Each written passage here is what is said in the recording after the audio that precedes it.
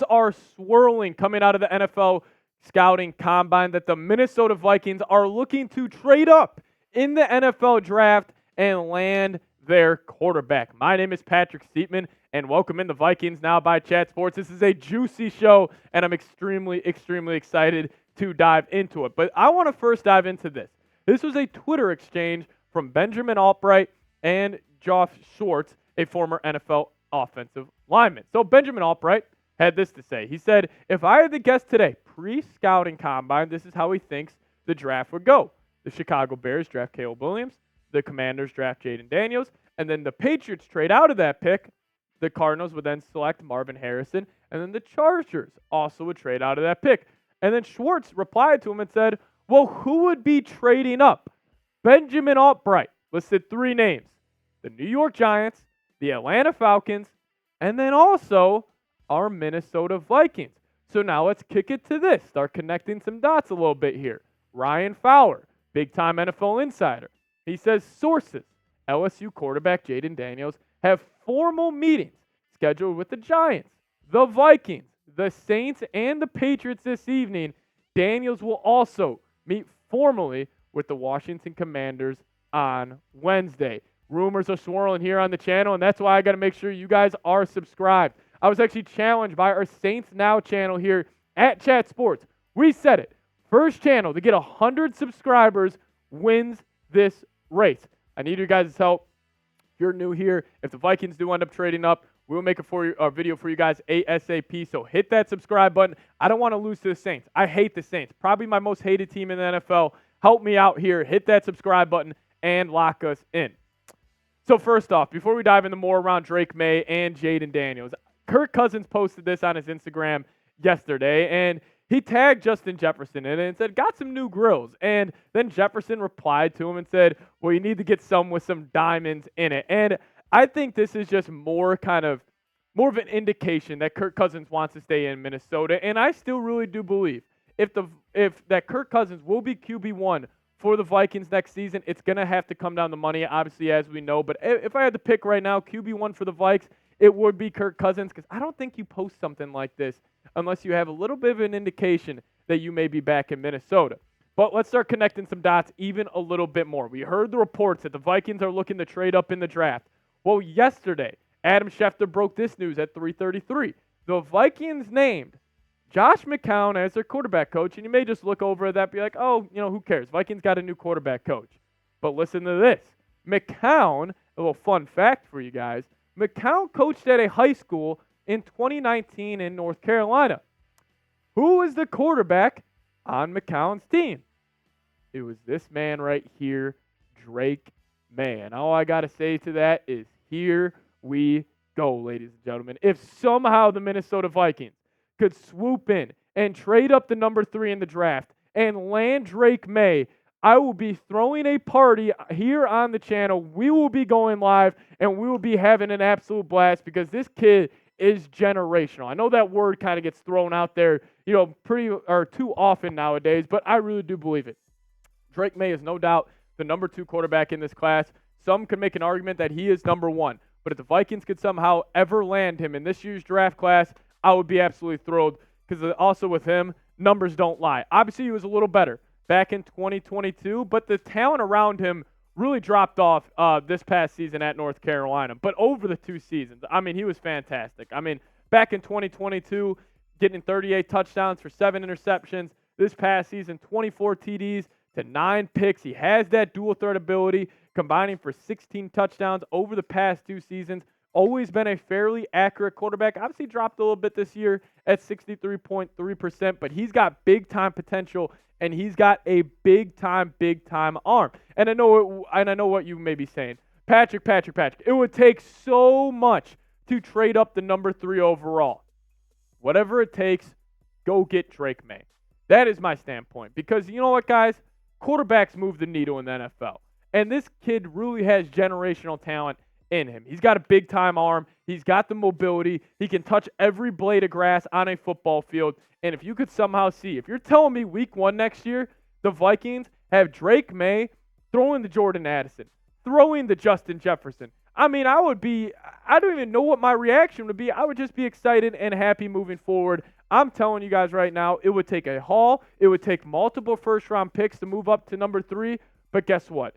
If you would land Drake Maye, we're not going to be worried about the picks. That's going to be the least of our concern. And we see Maye the Jefferson, and we can already hear Paul Allen on the play-by-play screaming, "Here comes JJ," because Drake Maye is absolutely layering the football over the football field. But talking about layering the football all over the football field, this is in 2023.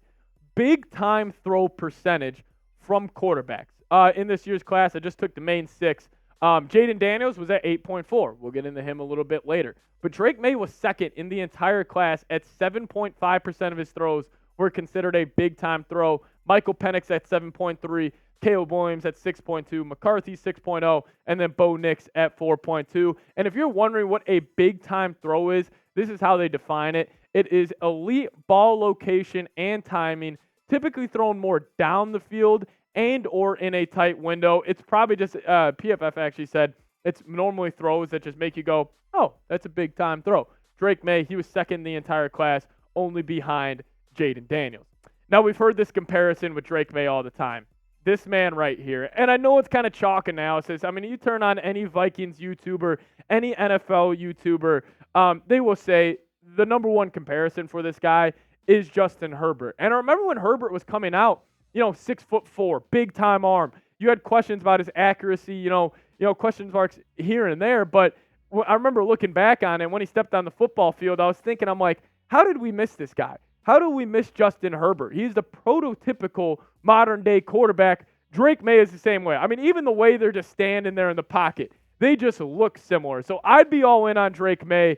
And I'll tell you what, guys, if the Vikings do make this move to trading up to Drake Maye, I'm telling you, we will be going live on the channel. So again, one last time, make sure you guys are subscribed here to the channel. Stay up to date with all the Vikings draft rumors and more. Hit that sub button and stay locked in. Now, maybe it's not Drake Maye. It could be Jaden Daniels because I showed you that the Vikings are meeting with Jaden Daniels, or maybe when you're watching this, they have already met with Jaden Daniels at the NFL Scouting Combine. And I've heard countless reports that the Vikings, they really, really like this guy. But the thing is with him, it may even take more to trade up in the NFL draft to land him. But the thing I love about Daniels the most is you can see the growth from years 1 to 2 at LSU. In year 1, 68.6% completion percentage, up that to 72.2. 2,900 yards in 14 games in 2022, bump that up to 3,800 in 2023 in 2 less games. But the thing that stands out the most here, passing touchdowns, interceptions. He upped it from 17 to 40 with only throwing 1 more interception, and the yards per attempt, obviously you can chalk this up to him having Brian Thomas, Malik Neighbors on the outside at LSU, but the yards per attempt almost jumped by 4.2 yards. Obviously, we know the dual threat ability he has, and he has this elite upside. Like, I'd probably still say most upside in the draft probably still goes to, Caleb Williams and, obviously Drake Maye as well, but Daniels is right there with him. And, when I think of Jaden Daniels, obviously you've heard the Lamar Jackson comparison. I don't think he's the same athlete that Lamar is, but I honestly think coming out of college, he is a way better thrower than Lamar was. Like, I think if Daniels can reach his peak as a thrower, or I just think it's a whole lot higher than Lamar's peak as a thrower, even though Lamar would be the superior athlete. But I do think with a guy like Daniels, I think it matters where he goes 100%. If he goes to Washington, I could see him being a bust. If he goes to Tennessee at 7, but if he would ever land in Minnesota and get in the support system the Vikings could offer him, they would take Jaden Daniels' game and it would soar through the roof. Because if I'm a young quarterback and I'm looking at possible places I could land, and you're telling me I might be able to go to Minnesota and play with the best wide receiver in the NFL in Justin Jefferson, play with Jordan Addison heading into year 2. And also the thing is with Addison and Jefferson, they are just getting better. Like, Jefferson has gotten better every single year in the NFL. I can't even imagine what he's going to look like next season. You also got 2 elite tackles in Darisaw and Brian O'Neill.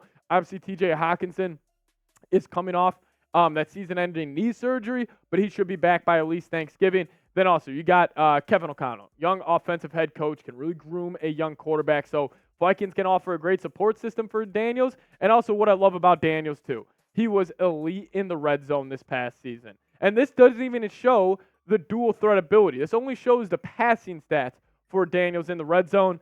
65% completion percentage, 14 touchdowns, two no interceptions for him. Bo Nix was the best at the top of that list. That's pretty impressive. 69% completion percentage in the red zone and 18 touchdowns to 0 interceptions. But I want to show you guys this stat. Pretty interesting because I do think red zone efficiency is obviously huge in the league. And, Daniels, he's pretty freaking good. But if you guys had to choose one, we've heard the reports. Jayden Daniels, Drake Maye. The Vikings want to trade up in the draft. If you guys had to pick one quarterback between these two, let me know who it is. DM for Drake Maye, JD for Jayden Daniels. Let your thoughts be known down in the comments section. As always, guys, make sure you guys are subscribed here to the channel. We are upping our game here at Vikings Now by Chat Sports. So hop on the bandwagon and lock us in. And as always, go Vikes.